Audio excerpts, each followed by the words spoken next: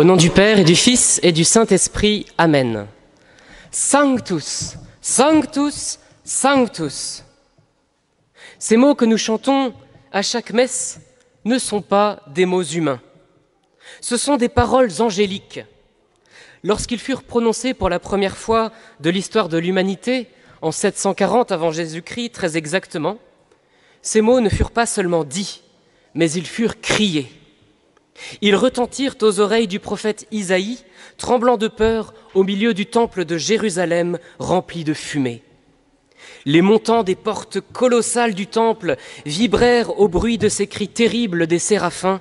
« Saint, Saint, Saint est le Seigneur Sabaoth, sa gloire emplit toute la terre. » Vision terrible, vision grandiose de la gloire et de la sainteté de Dieu. Alors, aujourd'hui, lorsque vous direz tout à l'heure ces mots, dans notre petite église Saint-François de Paul, qui n'est pas le grand temple de Jérusalem, il est peu probable que les portes se mettent à vibrer et l'ensemble de notre église de se remplir de fumée. Mais enfin, il faut que vous chantiez le grégorien tout doux avec un cœur rempli de terreur comme celui d'Isaïe. Alors aussitôt, Isaïe s'écria « Malheur à moi, je suis perdu, car je suis un homme aux lèvres impures, et mes yeux ont vu le roi, le Seigneur Sabaoth. » Comme les révélateurs photographiques montraient l'image cachée, la sainteté de Dieu révèle immédiatement le péché de l'homme. Pourtant, et heureusement à cet instant, l'un des séraphins vola vers Isaïe, tenant dans sa main une braise qu'il avait prise avec des pinces sur l'autel des parfums du temple. Il lui en toucha la bouche et dit « Voici, ceci a touché tes lèvres, ta faute est effacée, ton péché est pardonné. » Oui, bien chers frères, Dieu est saint, kadosh, c'est-à-dire absolument pur, sans aucun mélange, aussi pur que le diamant le plus transparent. Kadosh exprime aussi l'éclat absolu que rien ne vient altérer, la gloire immense que rien ne peut obscurcir. Seul Dieu est kadosh, seul Dieu est saint, 3 fois saint. Il habite une lumière inaccessible qu'aucun homme n'a vue ni ne peut voir, s'exclame avec émerveillement saint Paul. Personne ne peut décrire cette sainteté, sinon la parole de Dieu elle-même. Et lorsqu'on lit l'Apocalypse, on voit bien que les bienheureux, les vieillards, les 4 vivants, la foule et même les anges ne savent pas comment s'émerveiller devant la sainteté indicible de Dieu.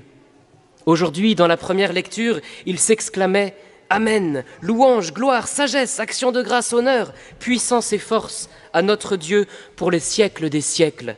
Amen. » Puisque Dieu seul est saint, qui sont donc ceux que l'Église célèbre aujourd'hui avec une telle allégresse qu'elle vous demande de venir à la messe au beau milieu de vos vacances, comme si elle ne pouvait se résoudre à célébrer leur louange avec seulement l'assemblée clairsemée de la messe en semaine? La réponse est toute simple. Les saints sont ceux qui se sont laissés pénétrer, enveloppés, transformés par la sainteté de Dieu. Devenir saint n'est rien d'autre qu'accepter de recevoir de Dieu sa sainteté. Devenir saint, je le redis, n'est rien d'autre qu'accepter de recevoir. C'est tout simple. Et en même temps, on le sait, tellement compliqué. Car pour recevoir, il faut être pauvre. Ou plutôt, il faut enfin reconnaître la pauvreté qui est la nôtre. Reconnaître que nous sommes des êtres radicalement dépendants. Qu'as-tu que tu n'aies reçu? Et si tu l'as reçu, pourquoi te glorifier comme si tu ne l'avais pas reçu? Dit saint Paul aux Corinthiens. Notre vie, nos qualités, nos biens, notre foi, nos enfants, tout vient de Dieu.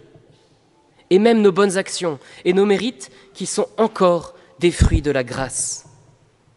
Sans moi, vous ne pouvez rien faire, dit Jésus. Et voyez-vous, c'est exactement sur ce point-là que Lucifer a chuté. Lucifer était un ange extraordinaire, magnifique, mais il a voulu oublier que toute cette beauté incroyable, unique, venait de Dieu. Il a oublié que sans Dieu, il n'était rien. Il a oublié qu'il était radicalement dépendant, créature dépendante d'un créateur. Il a voulu être brillant par lui-même.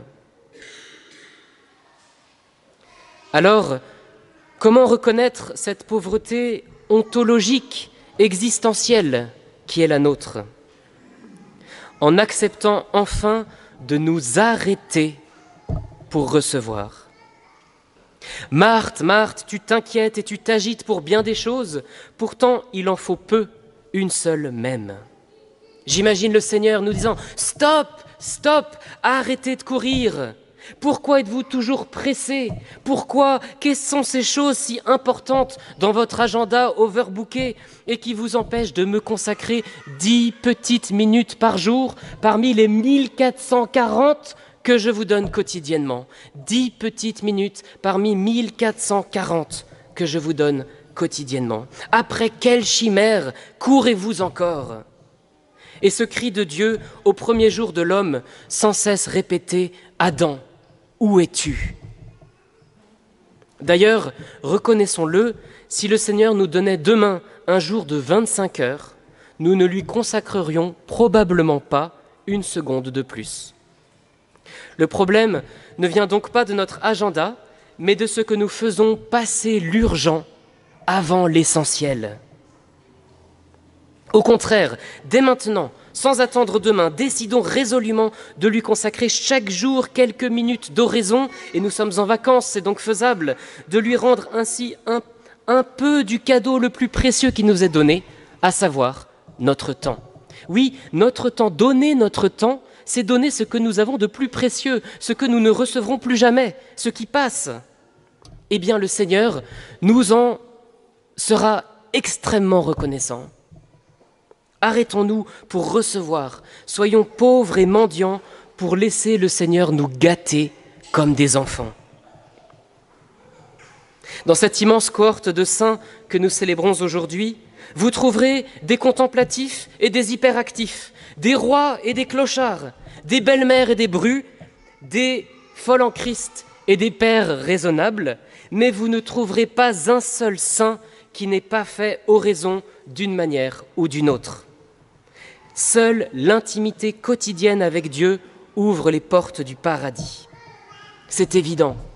Et vous savez très bien que si vous voyez un prêtre, par exemple, qui faisait plein de choses magnifiques pour Dieu, dont la paroisse était remplie, dont les catéchismes ne désempliraient pas, si vous saviez que ce prêtre ne priait pas, vous vous diriez « tout ça c'est du vent, ça ne tiendra pas ». Et vous avez bien raison.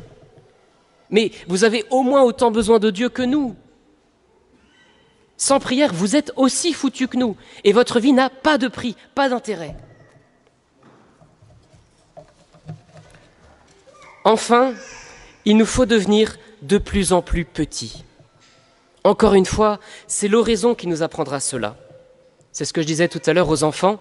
Si on veut prendre l'ascenseur facile pour aller au ciel, il nous faut devenir petits pour attendrir Jésus qui nous prendra dans ses bras. Et il n'y a pas d'expérience plus appauvrissante que l'oraison. Tous ceux parmi vous qui ont commencé l'oraison et qui ont arrêté savent très bien que l'oraison rend pauvre, et c'est ça qui est dur. Pauvreté des apparences, puisque l'oraison semble inutile et inféconde. Toute bonne oraison semble toujours inutile. Mon père, je ne sais pas prier, ben moi non plus. Mon père, je ne sens rien, moi non plus. Toute oraison semble inutile. Pauvreté des sentiments, puisque la prière se fait aride et l'action de Dieu dans notre vie insensible. Vous savez bien que lorsqu'un chirurgien veut faire une grande opération, il nous endort. Eh bien, Dieu est un grand chirurgien, un très très bon chirurgien. Vous ne sentirez rien lorsqu'il agira en vous profondément. La prière se fait aride et l'action de Dieu dans notre vie insensible. Pauvreté des désirs, enfin, et reconnaissant que nous ne savons que demander pour prier comme il faut, nous finirons généralement et enfin par nous taire. Vous voyez, l'oraison, c'est vraiment tout simple. Le plus difficile, c'est de donner du temps. Et c'est le plus précieux. Donner du temps, 10 minutes, un quart d'heure, chaque jour, chaque jour, chaque jour. Et après, ce qui se passe à l'intérieur, c'est pas très important. Vous avez déjà donné le plus important. Un signe de croix, on se met en présence de Dieu, on prend la parole de Dieu, l'évangile du jour. Voilà, on parle un peu, on lui dit notre vie, et on l'écoute surtout, on se tait. C'est lui qui prie en nous, c'est lui qui fait tout. L'ascenseur, ce sont ses bras. C'est pas vous qui allez monter vers le ciel, c'est lui qui vous attire.